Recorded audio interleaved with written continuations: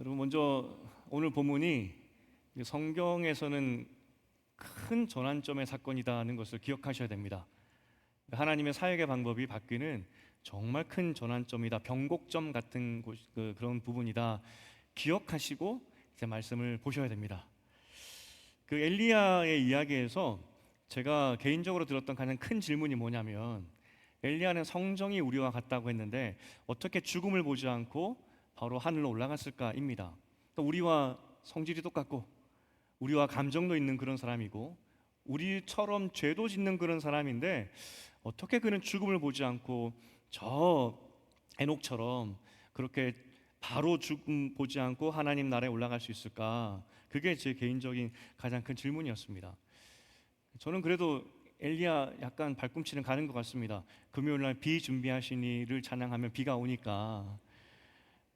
여러분, 그런데 아무리 생각해도 엘리야가 모든 인간, 그 죄인들의 결과인 죽음, 그 죽음을 보지 않고 하늘나라 올라간다? 그럴 만한 자격이 있을까 싶습니다.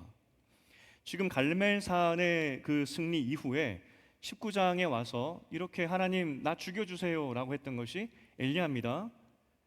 호렙산에서 죽기를 요청하다가 하나님께서 세미한 음성을 들려주시고, 그리고 세미한 음성 끝에 세 가지 미션을 주십니다. 세 가지 미션을 주시는데 그 엘리야가 그걸 순종해요. 그리고 순종하고 나서 바로 하늘로 올라가 버리거든요. 그러니까 굉장히 엘리야의 이제 이야기는 얼마 남아 있지 않습니다. 얼마 남아 있지 않은 그 인생을 돌아봤을 때, 그리고 그가 했던 사역들을 볼 때 정말 하늘나라로 바로 갈 만한 자격이 있나 싶죠. 갈멜산에서 엘리야가 기도를 하니까 불이 내려왔습니다. 정말 하늘에서 모든 것을 다 태워버릴 만큼 강력한 불이 내려왔습니다. 바알이 외출했는지는 잘 모르겠지만 아무리 불러도 바알 씨는 응답하지 않았고, 하나님은 출애굽 때 있었던 그런 기적의 사건으로 이스라엘 백성에게 응답해 주셨죠. 아무도 흉내낼 수 없는 그런 것이었습니다. 이것을 본 북이스라엘과 아합 왕은 하나님이 살아계시다는 것을 인정할 수밖에 없었죠. 그래서 18장 41절부터 보면은 엘리야와 아합의 대화가 이제 나오기 시작합니다. 오늘 본문의 앞선 사건인데 우리 잠깐 보고 어떤 일이 있었는지 좀 살펴보겠습니다. 18장 41절 읽어보겠습니다. 시작. 엘리야가 아합에게 이르되 올라가서 먹고 마시소서, 큰 비 소리가 있나이다. 그건 바알을 섬겼던 아합 왕이 하나님의 살아계심을 보게 되었고요. 그리고 이후로 엘리야가 하자는 대로 다 따라합니다. 엘리야가 뭘 이야기했냐면 곧 비가 오니까 이스라엘, 그러니까 이스라엘이 그 당시에 아합의 별궁이 있었습니다. 여름철 시원하게 아마 보냈던 그런 별궁이 아닐까 싶은데 어쨌든 거기로 가자는 겁니다. 곧 비가 오면 마차가 다니기 힘드니까 비가 오기 전에 갑시다 이야기를 하죠. 아합이 정말 가요. 이때 엘리야가 어떻게 하냐면 허리를 동이고 마차 앞에 달려갑니다. 왕의 마차니까 얼마나 또 잘 달렸겠습니까? 그런데 아무리 요즘 뭐 달리기가 유행한다 하더라도 거리가 한 3, 40km거든요. 엘리야가 지금 마라톤을 하는데 쉬지 않고 왕의 마차 앞에 먼저 달려가는 겁니다. 하나님의 영에 힘입어서. 아마 이 현상이, 이 상황이 엘리야의 마음을 잘 표현하는 것 같습니다. 기쁨이죠. 즐거움이죠. 이제 하나님의 기적을 보고 야, 아합 왕도 하나님 살아계심을 보았고, 그리고 이스라엘 백성들도 하나님 살아계심을 보고 그래서 바알 선지자들 450명을 쳐 죽인 거 아니겠습니까? 이제 됐다는 겁니다. 이제 이스라엘 별궁에 가서 이제 개혁을 일으키면 되겠다, 뭐 그런 기쁨의 마음으로 엘리야가 막 달려갔습니다. 3년 6개월을 기다렸는데 이제 열매를 볼 때가 온 거죠. 그렇게 3, 40km를 달려서 별궁에 도착을 합니다. 도착한 후에 이 아합이 이세벨 여왕에게 그가 보았던 것을 다 이야기합니다. 그리고 함께 데려갔던 바알 선지자 450명은 죽었다 이야기를 하죠. 이때 19장 2절인데 어떻게 반응하는지 한번 보겠습니다. 19장 2절 시작. 이세벨이 사신을 엘리야에게 보내어 이르되 내가 내일 이맘때에는 반드시 내 생명을 저 사람들 중 한 사람의 생명과 같이 하리라. 그렇게 하지 아니하면 신들이 내게 벌 위에 벌을 내림이 마땅하니라 한지라라고 이야기합니다. 이세벨의 이야기입니다. 왕비가 너 바알 선지자 450명처럼 내가 그렇게 죽이겠다 이야기를 하는 것이죠. 엘리야도 같이 왕궁에 있었을 겁니다. 왕 앞에 따라갔으니까, 그죠? 그리고 즉시 이세벨이 했던 말을 사신이 전해줬을 겁니다. 이세벨의 화가 얼마나 컸던지 3절에 보니까 생명을 지키기 위해서 브엘세바까지 도망갔다 이야기를 합니다. 그리고 3절에 또 이렇게 이야기하는데 보고, 무슨 말이냐면 엘리야가 이성적으로 상황을 판단해 봤을 때 이건 도망가야 되겠구나, 그렇게 판단했다는 것입니다. 한번 지도를 보여주시겠습니까? 저 갈멜산에서 브엘세바 갔다가 이제 별궁으로 도망갔다가 이 엘리야가 브엘세바까지 도망을 갑니다. 지금 브엘세바는 북이스라엘 영토가 아니라 남유다 영토고, 남유다 영토에서 가장 남쪽입니다. 광야입니다. 광야. 그러니까 남의 나라까지 도망간 겁니다. 이게 무슨 말이냐면 엘리야가 판단해 보건대 저 이세벨 왕비는 나를 진짜 죽일 사람이다라고 본 거죠. 자객을 보내서라도 죽일 수 있는 사람이기 때문에 내가 어디까지 도망가야 되느냐, 북이스라엘 중에 끝이 아니라 남유다 끝, 그러니까 이스라엘 전체 영토의 끝까지 내가 도망가야 되겠다, 안 그러면 죽겠다는 겁니다.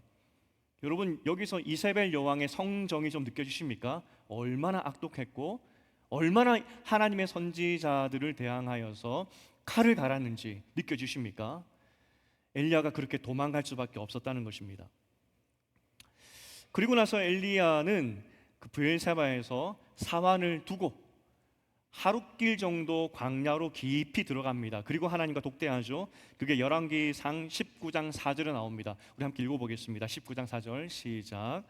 자기 자신은 광야로 들어가 하룻길쯤 가서 한 로뎀 나무 아래에 앉아서 자기가 죽기를 원하여 이르되 여호와여 넉넉하오니 지금 내 생명을 거두시옵소서. 나는 내 조상들보다 낫지 못하니이다 하고 죽기를 간청하는 겁니다. 그러니까 지금 오늘 설교의 제목이 엘리야가 은퇴 선언했다 그건데, 정말 하나님 앞에서 사직서를 던지는 겁니다. 하나님, 내가 못하겠습니다. 그만두겠습니다. 차라리 나를 죽여주시옵소서라고 하면서 은퇴 선언하며 사직서를 던지는 거죠. 보통 사직서를 보면은 그 사직의 이유가 쓰여 있지 않습니까? 아직 엘리야가 쓴 사직서에는 사직의 이유가 잘 나와 있진 않아요. 일단 어쨌든 사직서를 던진 겁니다. 나를 죽여주시옵소서. 실제 광야로 하룻길을 들어갔다는 것은 거의 사막 지역이기 때문에 물도 없이 들어갔다는 것은 정말 죽으러 간 겁니다. 그때 천사가 엘리야를 어루만지죠. 지쳐 쓰러져 있는 엘리야를 어루만집니다. 일어나 먹으라고. 숯불에 구운 떡과 물 한 병을 주시죠. 엘리야 그걸 받아 먹습니다. 제가 엘리야였다면은 굉장히 실망했을 것 같아요. 아니, 지난 2년 동안 과부가 구워주는 그 떡만 실컷 2년 동안 먹었는데 또 이 천사가 나타나서 구운 떡 주니까 아니, 다른 거 좀 주지, 뭐 이런 생각도 했을 것 같고, 어쨌든 너무 지쳤기 때문에 먹고 쓰러져 또 누워버립니다. 천사가 다시 와서 또 음식을 주면서 먹으라 그러죠. 네가 갈 길이 있는데 가지 못할까 걱정이다 라고 하면서 힘내라, 먹으라, 그렇게 이야기합니다. 그리고 그 엘리야를 끌고 간 곳이 호렙산입니다. 호렙산. 40일 동안 하나님께서 엘리야를 호렙산까지 데리고 가셨다는 건데, 다시 한번 지도를 보여주시겠습니까? 저기 브엘세바로부터 호렙산, 신의 산, 호렙 혹은 신의 산까지 하나님께서 40일 동안 데리고 가십니다. 키로수로 보면 한 400km 정도 되죠. 400km의 광야길을 하나님께서 엘리야를 이끄셔서 그래서 호렙 신의 산으로 데려가셨습니다. 그리고 그 호렙산에서 물으시죠. 네가 어찌 여기 있느냐? 어찌 여기 있느냐? 왜 사직서 내고 은퇴 선언하고 왜 여기 있느냐? 그겁니다. 네가 여기 있을 것이 아니다, 다른 데 있어야지 왜 여기 있느냐? 그걸 물으시는 것이죠. 사직의 사유가 뭐냐? 그렇게 물어보시는 겁니다. 그때 19장 10절에 왜 엘리야가 여기 왔는지가 나옵니다. 우리 19장 10절을 함께 읽어보겠습니다. 시작. 그가 대답하되 내가 만군의 하나님 여호와께 열심히 유별하오니 이는 이스라엘 자손이 주의 언약을 버리고 주의 제단을 헐며 칼로 주의 선지자들을 죽였음이 오며 오직 나만 남았거늘 그들이 내 생명을 찾아 빼앗으려 하나이다. 은퇴 사유가 나오죠. 하나님 나만 남았습니다.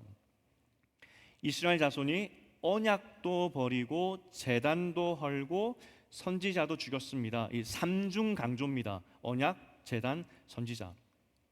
이스라엘이 작정하고 하나님을 버렸는데 다 버리고 나만 남았습니다. 이제 더 이상 힘들어서 못하겠습니다. 감당할 수가 없습니다. 그래서 그만하고 싶습니다 라고 이야기를 하는 거죠. 그때 하나님 반응이 너는 나가 서 있어라 라고 하면서 엘리야 앞을 지나가시는데 큰 바람, 태풍이라 할 수 있겠죠. 얼마나 강했던지 산도 가르고 바위도 부쉈습니다. 그리고 지진, 또 불. 하지만 문제가 거기에 하나님이 없었다는 겁니다. 여러분 생각에 그럴 수도 있겠지 하지만 이건 심각한 오류입니다. 지금까지 엘리야, 그리고 지금까지 구약 엘리야 이전까지 바람, 지진, 불은 하나님의 임재 상징입니다. 하나님이 함께 한다는 어떤 증거, 그것으로 바람, 지진, 불이 항상 있었죠. 그런데 거기에 하나님이 없는 겁니다. 하나님이 없는 것은 이상한 겁니다. 그리고 나서 세미한 음성이 들리기 시작하는데 똑같은 질문이 반복됩니다. 왜 여기 있느냐? 엘리야도 한 번 더 10절에서 했던 그 말을 똑같이 반복하죠. 그게 끝입니다. 그리고 나서 이 세미한 음성이 이번에는 다른 말을 하는데 어떤 말이냐? 새로운 명령을 주십니다. 사명이죠. 너는 가서 하사엘에게 기름을 부어서 아람 나라 왕, 이스라엘 아닙니다. 아람 나라의 왕으로 세우고 예후에게 기름을 부어서 북이스라엘의 새로운 왕으로 세우고 엘리사에게 기름 부어서 새로운 선지자를 세우라. 내가 이 셋을 통하여서 북이스라엘 저 아합과 이세벨을 심판하겠다. 그리고 내가 바알에게 무릎을 꿇지 않는 7,000명을 남겨두었다라고 말씀하십니다. 여러분 지금 사직서를 냈습니다. 나 은퇴하겠습니다. 못하겠습니다 라고 엘리야가 사직서를 냈는데 하나님이 그런 엘리야에게 새로운 미션을 줍니다. 사직서 반려하면서. 그러면 이 말을 들은 엘리야는 어떻게 반응해야 되겠습니까? 방금까지 죽여달라고 그랬습니다. 방금까지 나 못하겠습니다 라고 했는데, 은퇴 선언을 했는데 언제 그랬냐는 듯이 일어나서 가서 새로운 아람 왕, 새로운 북이스라엘의 왕, 새로운 선지자를 세우게 됩니다. 그리고 엘리야는 불말과 불병거를 타고 하늘로 올라가 버리죠. 너무 이상하지 않습니까? 아니 지금까지 엘리야가 죽여달라고 했던 사람이었고, 그리고 고작 그가 했던 것은 새로운 왕들, 새로운 선지자 세웠던 것이 그게 답니다. 그런데 도대체 엘리야의 어떤 모습을 보고 모든 인간은 죽어야 되는데 사망이 죄의 결과인데 그 사망을 보지 않고 천국으로 바로 올라갔을까? 좀 이상하지 않습니까? 여기서 우리가 먼저 좀 볼 것이 지명입니다. 이름. 성경에서 이름이 바뀌는 것은 굉장히 중요한 의미죠. 지금 엘리야가 서 있는 곳이 호렙산입니다. 호렙산. 그런데 이 산은 우리가 잘 알고 있듯이 신의 산입니다. 똑같은 지명인데 이름이 두 개죠. 하나님께서 이곳을 특별히 호렙산으로 부르신 이유가 뭘까? 우리는 훨씬 신의 산이 익숙하지 않습니까? 그런데 왜 하나님은 호렙산이라고 할까? 거기에 의도가 있다는 겁니다. 여러분 저는 이름이 두 개입니다. 모르셨죠? 제가 학교 입학하기 전까지 동네에서 그리고 집에서 불리었던 이름이 하나 더 있습니다. 초등학교 입학을 해서 호적의 이름을 그때부터 불리기 시작하는데 굉장히 어색했었어요. 그런데 제가 집에서 혹은 동네에서 불렸던 그 이름을 굉장히 부끄러워합니다. 상순도 참 촌스러운데 집안에서 동네에서 불렸던 이름은 더 촌스러웠거든요. 제가 아내를 만나고 아내에게 사실 내가 이름이 하나 더 있는데, 힌트가 뭐냐면 그 이름이 마치 큰 대형견, 큰 개 이름하고 비슷하다 그랬어요. 근데 한 번에 맞춰버리더라고요. 혹시 여러분 아시더라도 그냥 조용히 굉장히 부끄럽습니다. 어쨌든 그래서 이름이 두 개입니다. 지금 근데 시내산도 그렇고 호렙산이 똑같은 지역인데 이름이 두 개라고요. 그러면 왜 시내산이라 불렸고 호렙산으로 불렸을까? 먼저 우리가 기억할 것이 아까 우리가 시내산 위치를 봤지만 이스라엘의 최남단으로부터도 400km 영토 밖입니다. 이스라엘 땅이 아니에요. 그렇기 때문에 실제 성경을 잘 읽어보면은 시내산, 시내, 호렙산, 호렙이라는 단어가 많이 등장하지 않습니다. 우리는 익숙하기 때문에 시내산이 많이 나올 것 같은데 호렙산은 반면에 조금 나올 것 같은데 이 횟수로 따지면 시내산이 22번, 호렙산이 17번 나옵니다. 별로 차이가 나지 않죠. 그런데 이 산이 이스라엘 영토 밖이었기 때문에 이스라엘 역사에는 잘 등장하지 않다가 한 곳에서 집중적으로 이 두 이름이 발견이 됩니다. 그게 어디냐면 출애굽 사건 때, 모세 오경 때 이 이름이 발견이 됩니다. 왜 그때 이름이 많이 나오게 되냐면 이스라엘 백성이 출애굽하여서 가나안으로 가기 전에 이스라엘 영토 들어가기 전에 시내산에 잠깐 들리죠. 시내산에서 뭘 합니까? 출애굽하자마자 시내산에서 하나님의 율법을 받습니다. 그 산에서 하나님 만났고, 야, 우리 하나님이 저런 분이구나 그들이 알게 되었습니다. 하나님과 언약을 맺죠. 그렇기 때문에 이 시내산이라는 단어가 어디에 많이 나오느냐? 출애굽기에 많이 나옵니다. 그들이 출애굽한 이후 직후에. 그러면 호렙산이라는 단어는 모세 오경에 언제 나오느냐? 그 모세 오경 맨 마지막, 그러니까 40년 전 이스라엘 백성들이 출애굽했던 때로부터 40년 후 이제 가나안으로 들어가야 될 때 신명기에서 모세가 마지막 설교를 할 때 40년 전에 하나님과 우리가 그 산에서 언약을 맺었지 않느냐라고 하면서 모세가 설명을 하는 그 설교에서 호렙산이 등장을 합니다. 그런데 모세는 희한하게 40년 전에는 시내산이라고 이야기를 하다가 40년 후에 모세 똑같은 사람인데 똑같은 사건을 설명하면서 그때는 호렙산이라고 시종일관 계속 이야기를 하죠. 그 출애굽 모세 오경에서 왜 모세가 시내산에서 호렙산이라는 그 명칭을 바꿨는지 이유는 설명하지 않습니다. 하지만 이 모세가 했던 출애굽기의 이야기와 신명기의 이야기를 잘 살펴보면은 하나님이 굳이 구별해서 시내산, 호렙산이라고 불렀던 의도가 우리는 발견할 수 있다는 겁니다. 40년 전 이스라엘 백성이 출애굽하자마자 가서 시내산에서 하나님과 율법의 언약을 맺습니다. 그때 시내산에서 만난 하나님은 두려움의 하나님이었습니다. 우리 출애굽기 19장 18절을 함께 읽어보겠습니다. 시작. 시내산에 연기가 자욱하니 여호와께서 불 가운데에서 거기 강림하심이라. 그 연기가 온기 가마 연기같이 떠오르고 온 산이 크게 진동하며, 오늘 엘리야가 보았던 것처럼 연기가 나오고 지진이 나오고 막 무서웠다는 겁니다. 그래서 출애굽기에서 그들이 하나님을 1년차 때 만났을 때 줄을 그어놓죠. 가까이 오지 말라고, 너희 죽는다고. 시내산에서 율법을 만들 때 그 율법의 하나님, 그들과 언약을 맺었던 그 하나님은 두려움의 하나님이었습니다. 그런데 참 안타깝게도 그렇게 위대하고 두려움, 그 지진과 태풍을 일으키시는 그 하나님의 그 두려움 앞에서 벌벌 떨었던 백성들이 그 광야 초창기에 어떤 죄를 짓습니까? 하나님 떠나버리죠. 금송아지도 만들고 별의별 짓 다 합니다. 그렇게 해서 40년 동안 광야 생활했던 것이 이스라엘 백성의 역사였습니다. 그리고 40년이 지났습니다. 다시 한번 이 모세가 그때 하나님의 언약을 기억하면서 다시 설명을 하는데 호렙산이라는 명칭을 씁니다.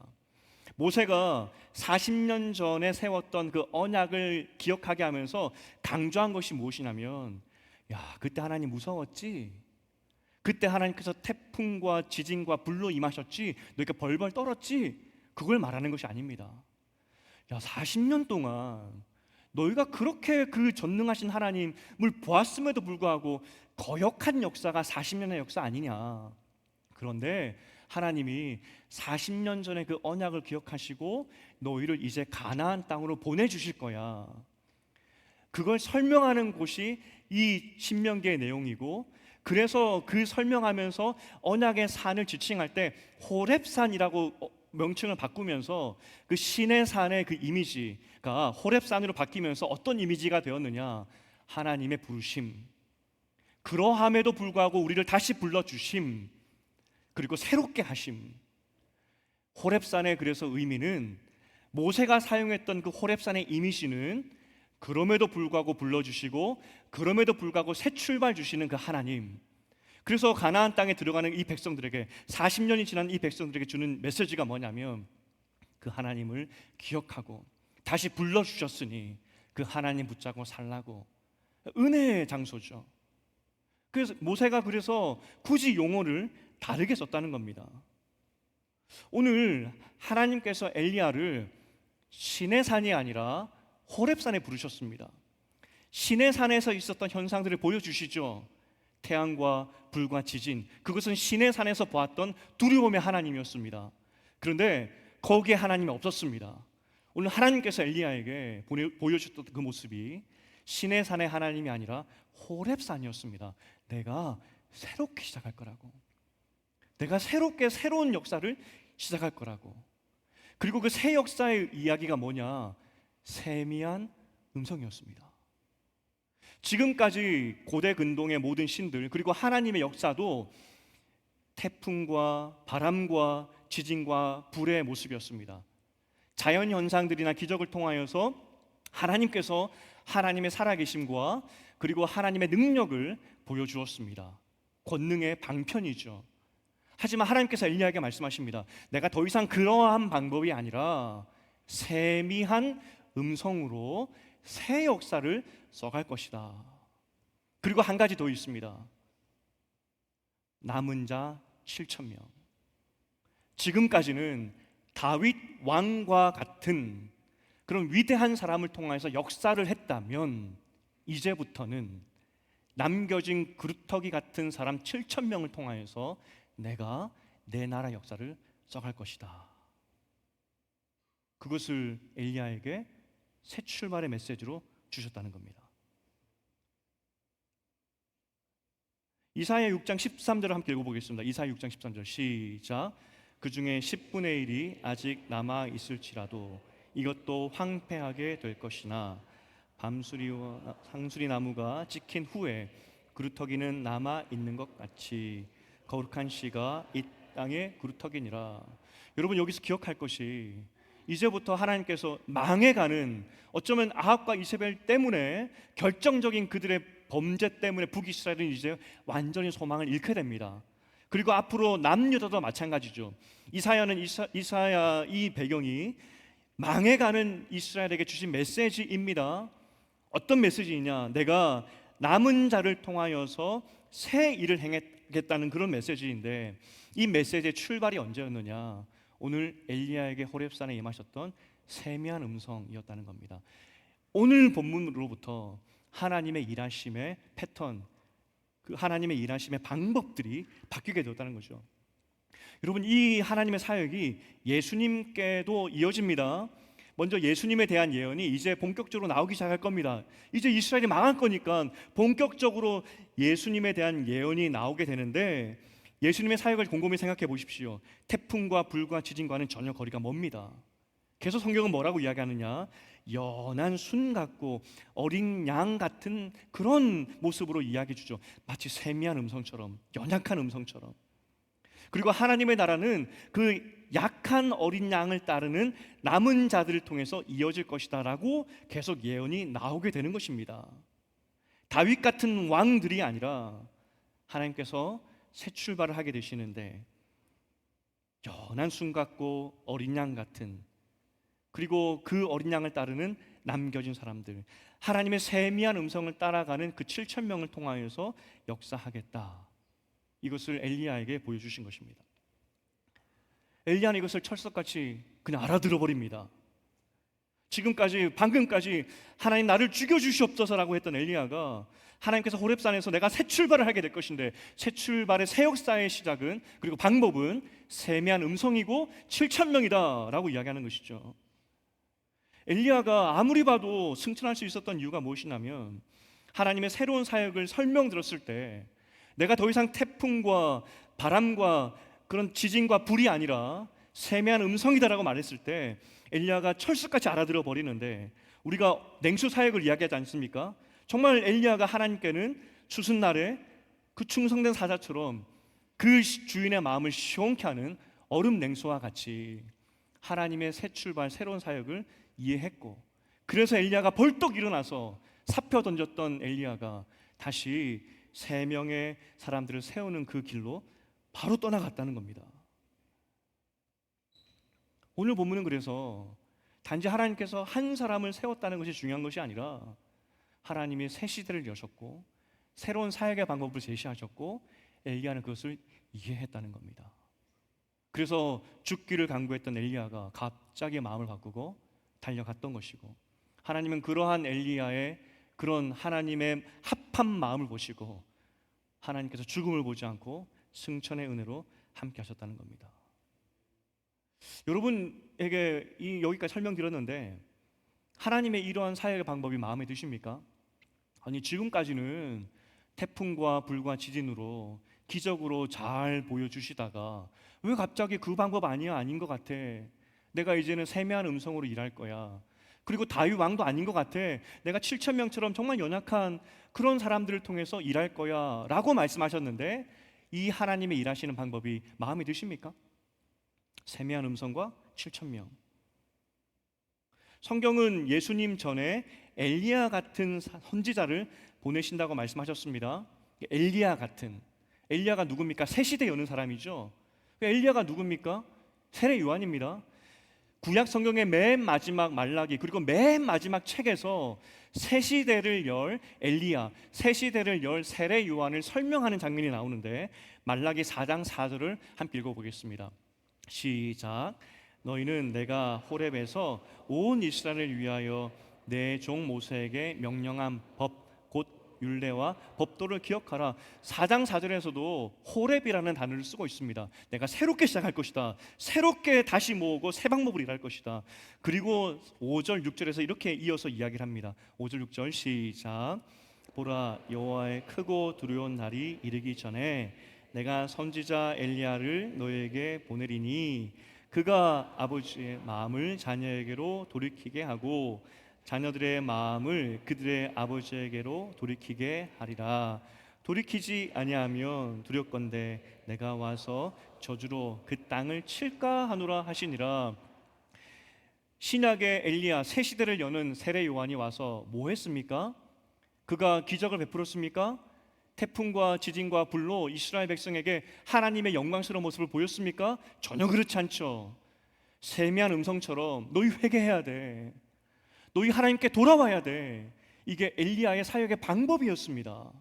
이게 새 시대의 하나님의 방법이었다는 것이죠. 그런데 놀랍게도 하나님의 마음에 합하여서 그렇게 사역했던 세례 요한에 대해서 마태복음 11장 11절에 이렇게 이야기하고 있습니다. 우리 11장 11절 시작. 내가 진실로 너에게 말하노니 여자에게서 난 자 중에 세례 요한보다 큰 이가 일어나지 아니하였도다. 그러나 천국에서는 극히 작은 자라도 그보다 크니라.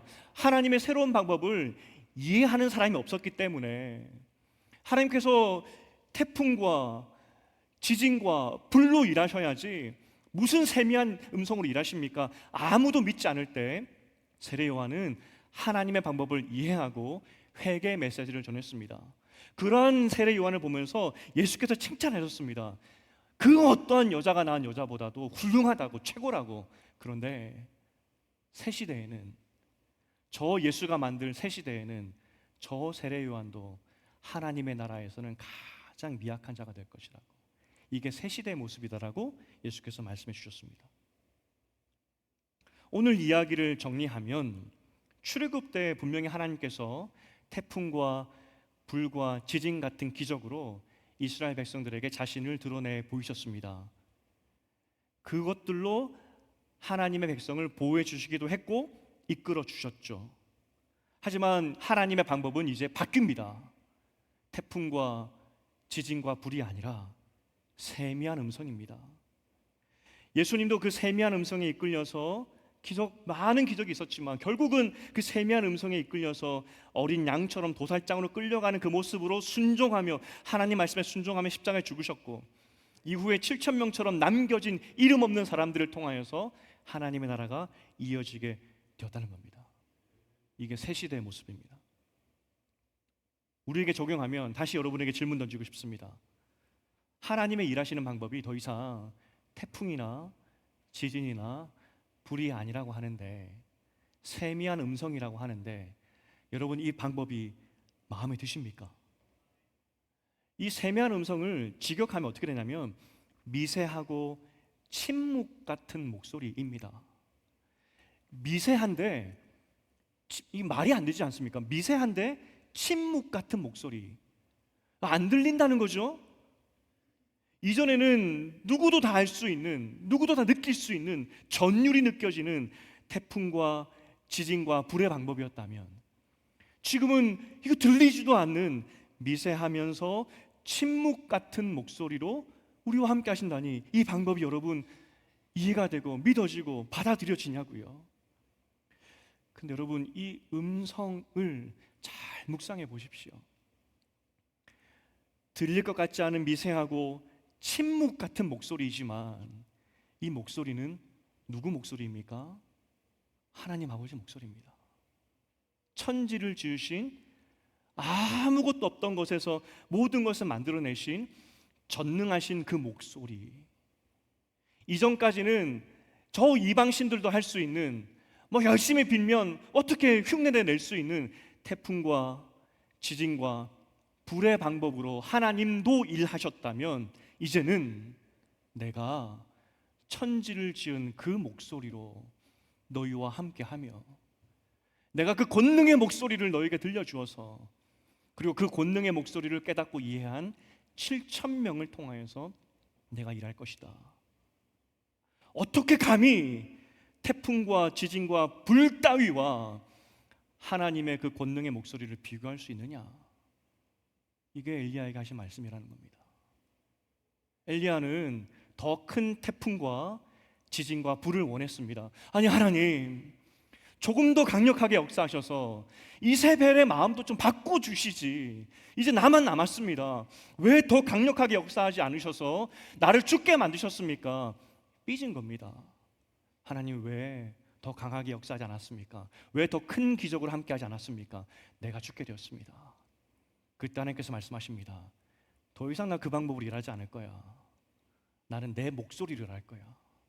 천지를 지은 그 목소리로 내가 일하기 시작할 거야. 그리고 그 목소리를 깨달은 7천 명과 함께 내가 일하기 시작할 거야. 엘리야는 이걸 알아버렸어요. 태풍과 지진과 불이 최고인 줄 알았고, 그게 있어야 된다 생각했는데, 그게 중요한 게 아니구나. 천지를 지으신 하나님의 목소리가 나와 함께 하고 있다면, 이게 정답인데, 이걸 깨닫고 하나님이 주신 그 미션 3가지를 위해서 벌떡 일어나서 엘리야는 떠나게 되었다는 겁니다. 이 모습이 하나님 보시기에 너무나 시원해서, 그 누구도 이것을 깨닫지 못했는데 너무나 시원해서 승천시키신 것이고, 그 회개하라는 그 메시지로 하나님 백성을 깨우기 시작했던 그 세례 요한, 그 하나님 마음을 이해했던, 그 세미한 음성을 이해했던 세례 요한이 너무나 기특해서 여자가 낳은 자 중 최고다, 그렇게 말씀하셨다는 겁니다. 우리가 기억할 것은 그 세미한 음성이 지금 우리와 함께하고 있습니다. 예수께서 우리에게 약속해 주신 것이 있죠. 성령 하나님의 일이 무엇입니까? 우리가 동행하면서 태풍 주시고 지진 주시고 불 내리시는 그것이 성령의 역할이 아닙니다. 성령의 역할은 하나님 말씀을 기억나게 하고 깨닫게 하는 사역이다라고 말씀하셨습니다. 미세한 음성. 우리가 새 시대를 살아가고 있는데, 세례 요한도 우리 시대에는 저 마지막이라고, 꼴찌라고 말씀하시는 그 새 시대를 살아가고 있는데, 우리에게 필요한 것은 하나님의 미세한 음성을 들을 수 있는 귀. 주님 말씀하여 주시옵소서, 내가 듣겠습니다. 주의 성령께서 말씀하실 때 내가 따르겠습니다 라는 그런 마음. 그리고 두 번째는, 주님, 나를 이 땅에 7천 명의 그 남겨진 사람으로 부르셨는데 내가 어디에 있든지 무엇을 하든지 주의 사명을 위해서 한번 살아보겠습니다. 그러한 결단이 우리에게 필요하다는 겁니다. 여러분을 하나님께서 여러분이 있는 곳에 보내셨습니다. 미세한 음성과 함께. 여러분의 가정의 모습 어떻습니까? 퇴근하고 바쁘죠? 피곤하죠? 눕기 바쁠 겁니다. 저의 모습이 그렇습니다. 하지만 주님께서 여러분을 그 가정에 보내신 것은 그곳에서 하나님을 드러내고 그곳에서 하나님 믿는 가정을 만들라고 보내신 것입니다. 자식들을 볼 때 이렇게 살아야 더 편할 것 같은데, 이렇게 살아야 좋을 것 같은데 라고 하면서 막 잔소리가 올라올 겁니다. 하지만 그 방법이 중요한 것이 아니라 어찌하든지 하나님을 보도록 돕는 것, 그거 하라고 여러분을 그곳에 보내신 겁니다. 가정 안에서 교회를 떠나고 믿음이 떨어진 사람들이 많을 겁니다. 기도하고 계신 줄 알고 있습니다. 하지만 우리가 더 기도할 것이 무엇이냐면, 구할 것이 무엇이냐면, 주님, 나에게 세미한 음성으로 무엇을 해야 될지 알려주시옵소서. 내가 엘리야처럼 행동하겠습니다. 그저 하나님의 때만 기다리고 수동적으로 기도하는 것이 아니라, 주님, 나에게 말씀하여 주시옵소서. 지혜로 임하셔서 무엇을 해야 될지 알려주시옵소서. 직장도 마찬가지입니다. 무엇을 먹을까, 무엇을 입을까, 거기서 먹고 살기 위한 그것을 해결하라고 직장에 보내신 것이 아닙니다. 거기에 하나님의 사명이 있기 때문에 여러분을 보내신 겁니다. 주님, 나에게 말씀하여 주시옵소서. 내가 이곳에서 주님의 사명을 감당하겠습니다. 이것이 새 시대에 우리가 해야 하는 삶의 자세, 새 시대에 하나님께서 우리를 통해 하시는 그 일의 방법이라는 겁니다. 엘리야는 이걸 알았어요. 우리가 이것을 안다면, 다시 한번 기억한다면 하나님께서 우리를 사용하실 줄 믿습니다. 이제 말씀을 읽겠습니다. 우리는 시끌벅적한 태풍과 불과 같은 지진, 이런 걸 원합니다. 그런데 하박국 선지자가 외칩니다. 2장 20절을 함께 읽어보겠습니다. 2장 20절 시작. 오직 여호와는 그 성전에 계시니 온 땅은 그 앞에서 잠잠할지니라. 우리가 잠잠하게 하나님을 구할 것은, 하나님 앞에서 기도하고 간구할 것은, 주님, 주님의 세미한 음성을 나에게 들려주시옵소서. 그 음성을 따라가겠습니다. 그리고 그 음성이 주는 그 사역의 방향으로 내가 가겠습니다 하는 그런 마음이라는 겁니다. 지난주에 저하고 오랫동안 청년 사역했던 우리 팀원 목사님이 이제 안수받고 다른 교회 사역하다가 공부하러 떠났다가 한국에 돌아오셨어요. 그리고 지난주에 저 자리쯤에 앉아가지고 같이 예배를 드렸습니다. 저를 너무 잘 알기 때문에 예배가 마치고 나서 예배 피드백을 줬어요. 어차피 제가 물을 거 아니까 자세하게 피드백을 줬습니다. 그 중에 하나가 눈에 들어왔던 게, 목사님, 성도님들이 말씀을 갈급하는 게 느껴졌습니다. 어찌나 집중하시든지 뒷모습만 봐도 느껴졌습니다. 그렇게 이야기하는 겁니다. 아니, 도대체 어떻게 여러분 뒷모습으로 사모하신 걸 보여주셨는지 그 뒷모습을 저에게 좀 보여주시겠습니까? 우리가 사모할 것은 주님의 세미한 음성입니다. 그 세미한 음성이 날마다 우리와 함께하며 그 성령 하나님이 우리에게 말씀하고 있는데, 우리가 그 말씀에 반응하기 시작할 때 태풍 부럽지 않고요, 지진 부럽지 않고요, 불이 부럽지 않다는 겁니다. 그 살아있는 말씀이 우리를 이끌기 시작할 때 우리는 이 땅에 7,000명의 사역을 감당할 수 있다는 겁니다. 간절히 축복하기는 이 세미한 음성 듣고 이 땅의 그루터기의 사역을 잘 감당하시는 여러분 되시기를 주님의 이름으로 축복드립니다.